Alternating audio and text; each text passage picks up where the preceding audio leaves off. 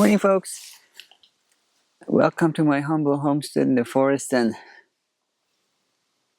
this video is about daylilies, and they are more than just sexy flowers. Let me tell you, boy, I mean, there's so much to say about lilies. In this particular case, daylilies, they are edible. The flowers are edible, and again, in this particular case, I'm talking daylilies. Not all lilies are, but I mean, they're very high in most B vitamins like niacin and, many other vitamins. By the way, folks, anytime you don't believe anything that I'm telling you, please go and do your own research. And what I do with my plants and flowers and their medicinal uses is just what I do. I'm not trying to tell you what to do, and my word is not Bible. Is Bible even? Anyway, let's not get into that. That's a topic for a different story, different video. But I mean, you've seen these, and they are gorgeous and sexy. We won't get into that either, but every part of it is edible. Even the leaves. I believe, I haven't tried this. I'm told they taste like asparagus, like sort of hostas. You can eat them and more or less taste the same. But first of all, let's start by saying that they are called daylilies because for two reasons, is what I've been told. Because the flowers, once they bloom, they're good for one day, which is good because if you want to eat them, what I do is you wait a day, let them bloom in the morning, have the bees and the beneficial insects and things do their thing, enjoy them, and then by late afternoon or whenever, you can come and harvest it and eat it. You can eat them raw. You can some people do, what they do is that they put like cream cheese in the center of them, in the base of them.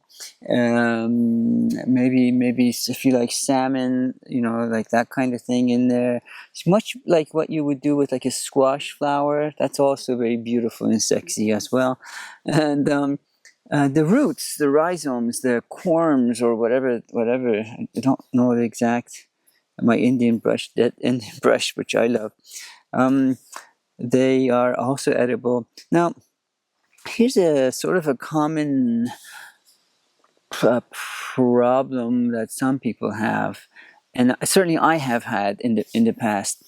And I'll tell you how you can deal with it. If you love these flowers just as I do, and in particular, I'm noticing that I should make my flower videos on overcast days because they pop. Can you see how they're like light bulbs? Amazing. I would have done this on a sunny day or even a part sun. They would not have popped like they do now. Not particularly fragrant, but they make up in many other ways. So, if you, I was talking about why they're called daylilies. A, because they're good for one day once they bloom, and B, there should technically be a new one every day.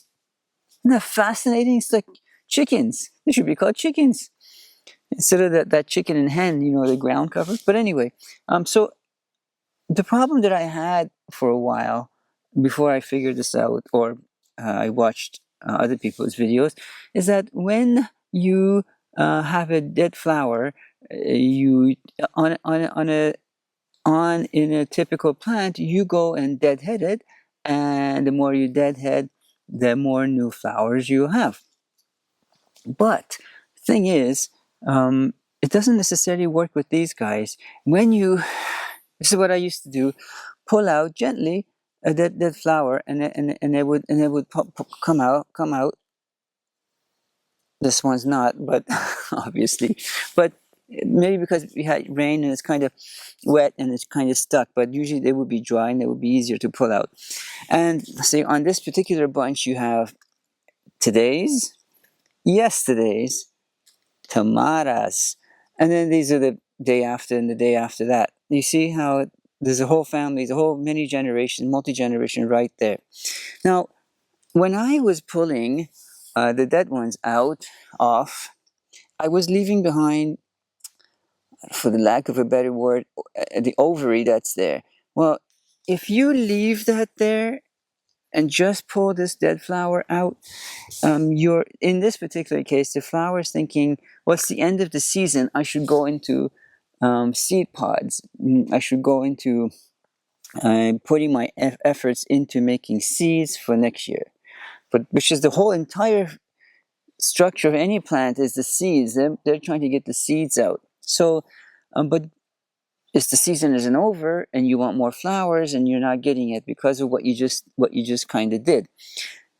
Now you need to remove that part, let's say the ovary, at the same time. But you either have to cut it or snip it from the entire base. I don't know if you can see from here, including that little nubbin, that little round, let's call it an ovary, whatever, or take the entire stem out.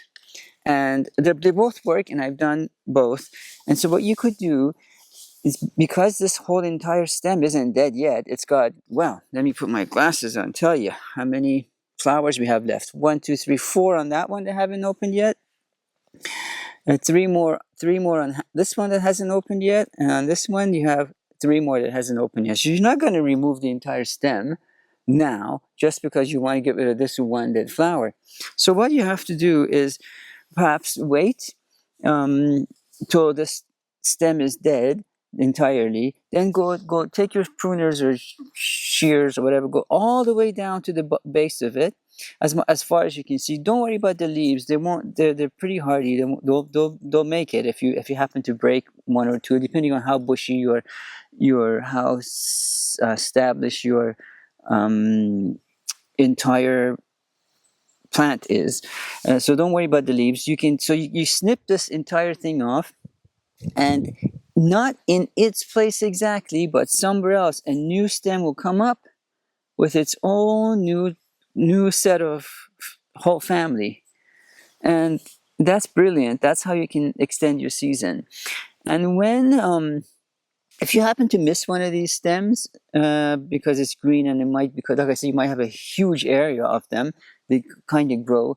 They like full sun, by the way, if you're going to plant them. You don't have to worry, because when they die, they turn to like a brown, kind of a straw kind of color. Then they show themselves. Then you can cut them, or sometimes at the end of the season, you can yank them right out.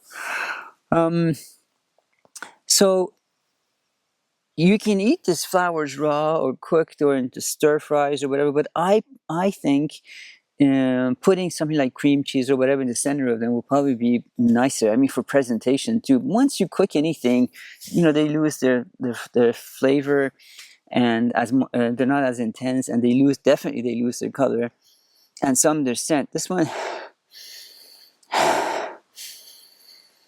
no, I'm not getting anything out of them other than pollen, but they are gorgeous.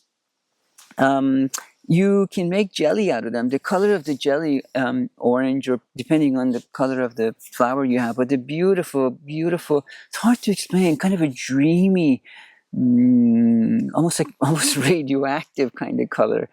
I shouldn't have said that, but jelly. You can make jelly out of them. They're just so versatile and so good, and you don't pay much attention to them because usually somebody's on the border, maybe of the property, or some are just by themselves. You're not really paying attention to them, but they're really gorgeous, and they're more than just sexy flowers.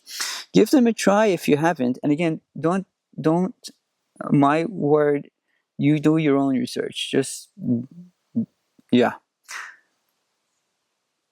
Let me zoom in and see if I can get you a better picture. Sexy, huh? Gorgeous.